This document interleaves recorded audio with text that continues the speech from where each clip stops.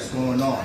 Why are you continuing to push out music that poisons the community? I don't feel that our music is part of the community if you speak about me in general. You understand me? I just feel like I have kids of my own. My music don't make my child go do nothing unrespectable. I think respect comes at home.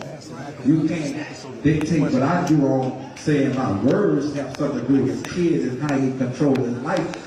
Controlling his life gonna start with his parents. Right. Now, hold on. We all can agree. Hold on, Chris. Hold on 1 second. One moment. Excuse one moment.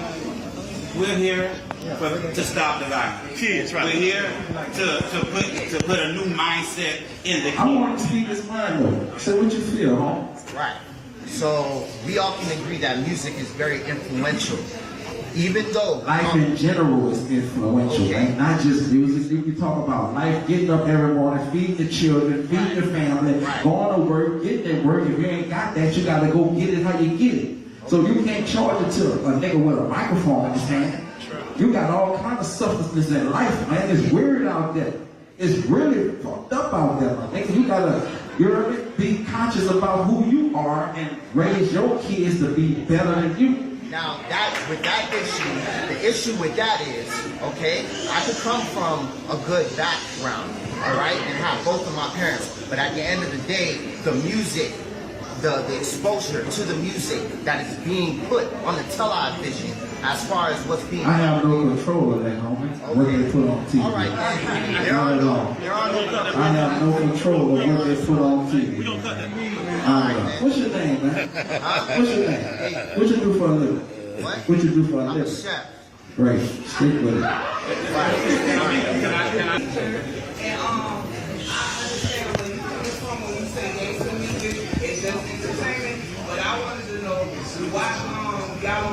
I ain't just say gangster music is entertainment. I ain't gonna get that twisted, but I'm listening to you. I want to know why y'all don't tell us. Like everybody always rapping about what's going on when they sell drugs and all this thing. I want to know why y'all don't really rap about the pain of losing y'all friends, the pain of y'all friends going to jail and y'all. We speak about that all day. We born in pain. We've been raised in pain. Pain just comes with the life that we chose. We was born in pain.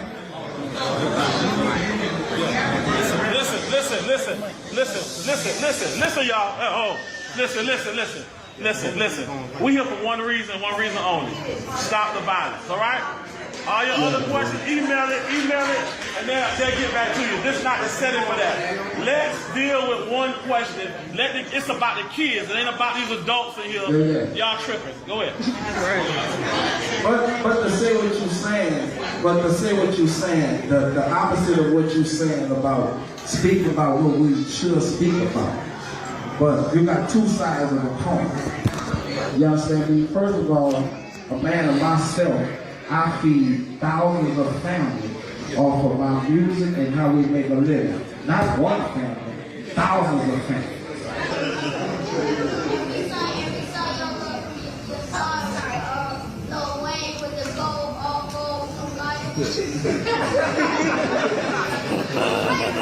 That's a lot of hard work, you know. The Bugatti cost $2 million a piece, so we worked real hard for a long time to be able to accomplish that. So it's not unaccomplishable. You just gotta go for it. Yes, you know. Okay, I'm gonna try to put us back on track, backing up the past of why we're here. Granted, it's understandable talking about the Bugattis. That's not why we're here. We're here to find out your perspective and your emotions that have been in Miami for 15 years. What is your take on all of the violence and the idea that we're losing our children every day? Like literally right now, as we're crowded around in this room and keeping it real, we're here to see you. But trust me, somebody's police department just went to a street corner because somebody's child's been shot. Every story is not going to make the news like Amadou Diallo, like Oscar Grant, like Trayvon Martin. What's your perspective? I think I grew up in a boys' home. I lived 4 years of my life in a boys' home with no family, no parents. So I understand the mindset of being confused. just a young man. I grew up as a young man with no knowledge of what's happening outside. I thought, growing up in this project, this is the way we're supposed to live. Run from the police, shoot guns, be disrespectful. I thought this was the way of life until I was taught different. And then in different cities you have aftercare programs. I think we don't have in Miami. Even when I go back home to New Orleans, we need to start more aftercare programs so the kids after school can have something to do. I have a prime example with this young boy I just signed named Jay Soul. He's from Toronto. No parents, nowhere to live. He really lived in these aftercare programs and took music, because it teaches you music, computer, it teaches you a lot of things we need to deal with society, and that's how I learned about him, and I totally changed his life. So I really understand just being a young man, because I was that young man really just lost without no knowledge of, jailhouse changed my life. When I went to jail, I learned about God, and that would change my life. Besides that, if I didn't go to jail, I probably would be dead or doing a lot of senseless shit that I honestly thought was right. Because nobody told me that what we was doing was wrong. I thought selling drugs, running from the police, shooting, I thought all this was the way of life until I was taught the right way, and what taught me was being incarcerated. Hopefully these young men don't have to be incarcerated, but I just think out here we need more aftercare programs. We need to get with the politicians and the people who can make all this possible and have that available, because a lot of kids after school don't have nothing to do, nowhere to go, so we got to go to something that interests them. Sports ain't for everybody. And sports is a big thing in Miami.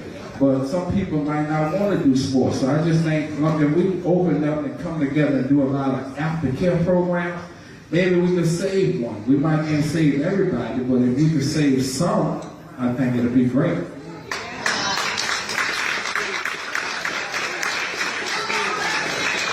Yeah, my man.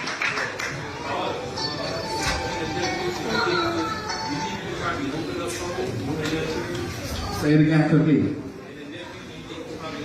That's my plan. Really leaving this. I really wanted to come here and really do this because 3-4 years of my life when I was a kid, my mama passed when I was young, so I didn't have no biological, so I lived in a boys' home in New Orleans, which was called Military Boys' Home for like 4 or 5 years. So just me growing up that way, really I'm passionate about this. I don't do this for publicity. That's not what I do this for. I do this because I was raised like this. I was really one of the kids that was unfortunate.